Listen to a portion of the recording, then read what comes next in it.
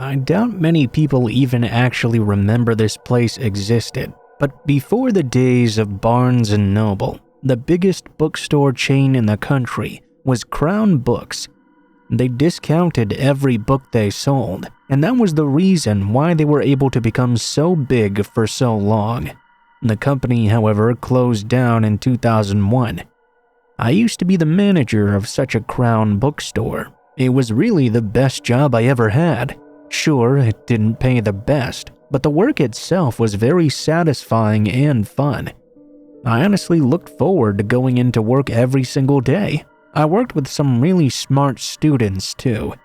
It was a huge change from the previous fast food jobs I'd been employed in.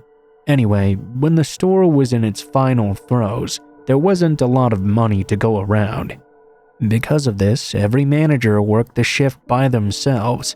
I took a lot of the closing shifts because I was a night owl already. I almost always let all the employees go home early, so I would be by myself in the store for about an hour or so, finishing up the last bits of work. These days, it seems bookstores have shelves that people can see over. The Crown bookstore I worked in, though, was not like this. The shelves were all extremely high, and you couldn't even tell if there was anyone in the store with you. On the night this happened, I had one of my employees go up and down the aisles and check the bathrooms, just to make sure there was no customers left in the store. When he confirmed there was no one else inside, I let the employee out the door, then made sure the lobby lights were all off. I went into the back room to do the final paperwork for the day. Although I liked being in the store by myself, I had to admit it could be a bit frightening at times. The back room had one of those combination locks on it though, so no matter what, I would always be fine back there at least. I was doing my paperwork when I suddenly realized there was a book that had been special ordered, that had been shelved recently. I went out in the store in order to look for it and retrieve it. There were a few security lights on in the store, but they didn't provide much light at all. I didn't turn on any of the other lights either. They weren't supposed to be on after the store was closed. The book was a diet book, I guess, so I went over to the self-help section, which is where books like that were normally kept. I walked down the first aisle and turned the corner, checking through all the books to find the one I needed. I noticed it wasn't on the shelf where it was supposed to be though. I turned the other corner and then checked on that side to see if the book was misplaced by a shelf or two or something. I did end up finding it hidden away eventually. I then walked up to the front of the store, and I could not convey how creepy this was walking through the store at night. I don't believe in ghosts myself, but I've often thought that if a ghost were to exist, a bookstore at night would be the perfect atmosphere for him or her to hang out in. Walking around in this dark store with limited view, every little shadow freaked me out. Every little noise got my attention. Walking around the gigantic stacks of books, I was happy when I arrived at the front registers. We were supposed to keep all special orders right there, so I pulled out a slip and began writing the order up. I'm not sure why I did it, but I suddenly raised my head up in that moment to look over at the security monitor. There were 4 cameras in the store. My blood nearly froze in my veins when I saw someone was hiding in the self-help aisle, the one I had just walked out of. There was a gigantic figure, maybe over 6 foot tall, dressed in all black, and clearly holding some sort of weapon in their hand. I wasn't sure what to do. I should have just left the store and called the police right away. I didn't want to do it in the store though. If the guy heard me, he would come after me right away. I considered doing it instead in the back room in the combination door. I would be safe there. The self-help section was on the complete opposite side of the store too, so I could probably get to the back room before he even realized what I was doing. After standing there for a moment, I leapt over the counter and began booking it for the back room. It was down a short hallway. I got to the door with no problem. I typed in the 4-digit code and turned the handle. Just as I did so, I caught rapid movement out of the corner of my eye. I saw the man running at the end of the short hallway. I swung the door open and ran in, forcing it closed behind me. I immediately saw the handle begin wiggling violently. The man was clearly trying to get in. When he realized he couldn't, he tried to type in the code a few times. Then he started pounding loudly on the door. I wasn't worried about the guy getting through. It was made to keep people out after all. I called the police, and they immediately sent a car over. When they arrived, the guy was still there and was just deciding to leave the store through the front door. He must have unlocked it himself. They arrested him immediately. Turns out the item he was carrying was a very sharp knife. It took me a long time to be okay working alone again.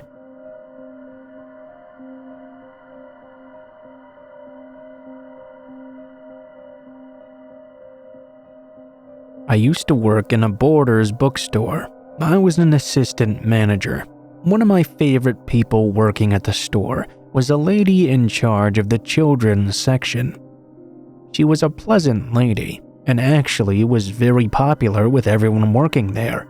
The kids liked her a lot too. She did story time every week, and many kids came in to watch this woman with her amazingly friendly personality.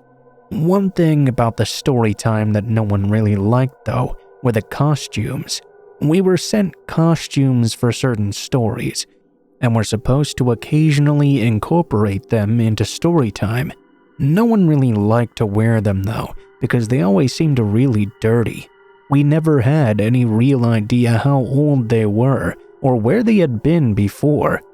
We didn't know how many people might have worn them either. Finding anyone to play with them was never that easy because of this. The costumes would always be shipped in these huge boxes, and as manager, I was one of the people who had to sign for them when they arrived. On the day this weird stuff happened, I had heard the back buzzer. Upon going back there, I noticed the gigantic box and brought it inside. Curiously, I opened it up. It was a really ugly and scary looking thing. Some sort of humanoid character with a gigantic head. I wish I could recall what children's book the character was supposed to be from, but I can't bring it out of my memory. There was another thing that was creepy about it though, and although most workers didn't want to wear the costumes to begin with, they especially didn't want to be anywhere near this one. Even the people who could usually be convinced were adamant this was not one they were willing to put on. When no one else would agree to do it to keep the story time happening, the story lady decided she would wear the costume instead. That was, if I was willing to read the story to the children. It wasn't something I had ever done before, but I was definitely willing to try. About an hour before story time, the story lady went into the back room to put the costume on. I went and grabbed a copy of the book. At the story time, when the children had all gathered around, the story lady still hadn't showed up yet. When she finally did, she was very odd as well. She was kind of stumbling around a lot. I assumed it was just her acting like the character, whom I wasn't very familiar with to begin with. I began reading the book soon after. The person playing the character was supposed to have the kids sit on their lap and play with them. But the old lady didn't sit down. Instead, she seemed to be waving to the kids with shaking hands. After a few moments, she almost fell over onto one of them. I was so confused, but thought maybe she had just lost her balance in the costume. I had this horrible thought cross my mind that maybe it wasn't really her inside or something. Maybe someone might have done something to her in the dressing room, but that didn't really make sense. There wasn't any way anyone could have gotten into our stockroom.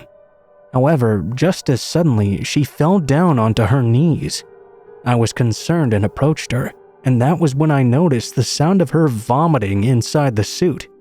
The kids were all getting freaked out now and moved away. I helped her to get the costume hat off. The lady looked terrible. She was sweating and was a strange shade of red. I thought perhaps she had been suffocating inside. I tried to help her to the back room while calling another manager over to try and take care of the children in the meanwhile. I managed to get her into the stock room. I moved her over to a chair. We just happened to be beside the box the costume came in. She was looking more awful by the second. I called an ambulance immediately.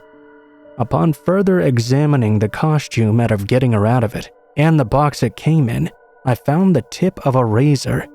It had been stuck inside the costume, and apparently it had been laced with poison. The lady recalled feeling a sharp pain when putting the costume on initially, but thought maybe it was just a broken zipper or something inside. She didn't think it was anything to worry about. We had to get the police involved obviously at that point. We knew some sick individual had put that razor in there. However, there wasn't enough information to find out who. The story lady thankfully recovered just fine, but we never got another person in the store to agree to wear a costume ever again.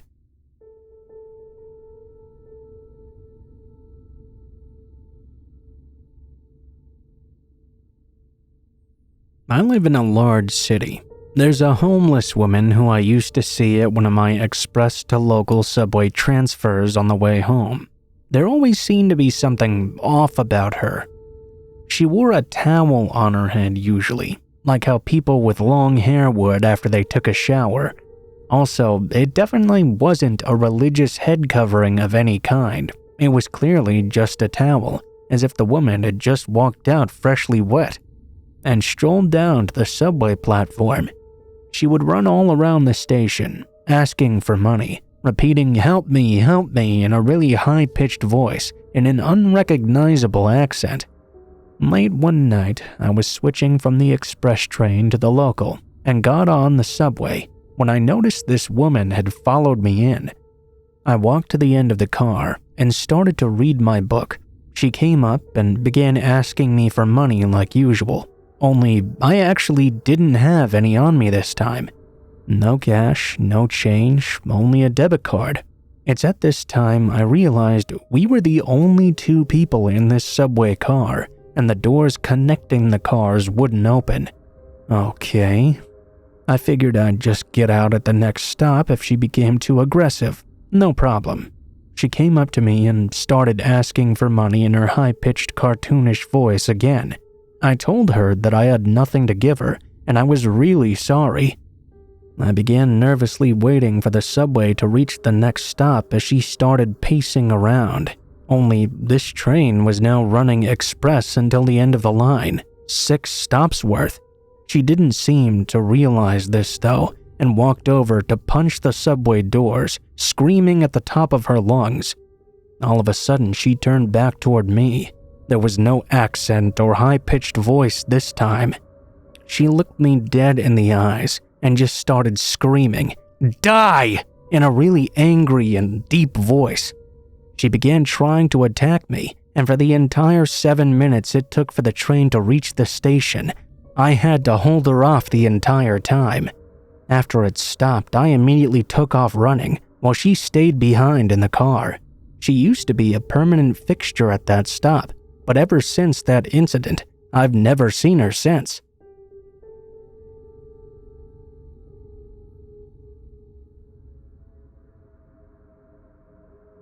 In 2003, I was working as a stripper in the Phoenix area. I had been dancing for almost a year and was still getting the hang of how to get the most money from a regular with the least amount of clinginess reciprocated.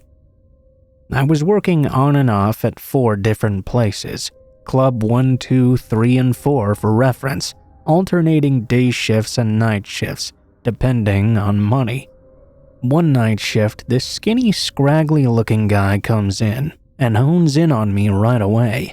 From the way he was bouncing and twitching in his seat, even in the lighting of the club, it was clear he was a meth addict, and he must have been higher than my heels were. No biggie, I was raised by meth addicts after all, so as long as he was happy, should be some easy money. We go to VIP, chat, I relieve him of his paycheck, and he goes on his way. Next night, he's back again, and looking for me specifically. I get his name, Steve, and tell him my name, Tori, my fake backstory, and head back again. He told me he was a truck driver, and only in town a few days a month. We have a perfectly nice, if not jittery, time. No red flags, really. Everyone goes home fairly happy.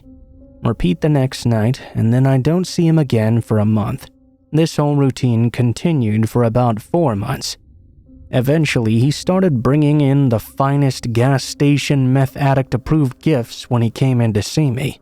By this point, he was also serenading me half the time instead of having me dance for him. His favorite was Picture by Kid Rock and Sheryl Crow. Thankfully, I spent a lot of time with my back to him, so I could only hear snippets of his impassioned baritone. The singing was creepy, not just because it was always on repeat. He would always change the lyrics to be specific to me. The longer he sang, the more grabby he would get as well. Not anywhere illegal, mind you, but like grabbing my face and forcing me to stare at him. Pressing my hand to his heart, trying to press his hand to mine. By the end of this month's visit, he asked me to move in with him. He told me he just wanted to have me at his house all the time. He must have envisioned himself as the typical customer in shining armor, telling me he wants to save me and take me away from all this. I decided to be a little more honest with him and explained to him I was already in a relationship and not interested in men either. Particularly, I was not interested in him. He then told me he'd let me keep my girlfriend. All he'd need to do was keep me 3 days a month when he was in town. Obviously, I shut him down immediately. He started begging me to think about it, and that he'd hear my final decision when he got back next month. After that, I asked the manager to ban him. Unfortunately, without a pic of him on hand at all times, that was pretty much impossible.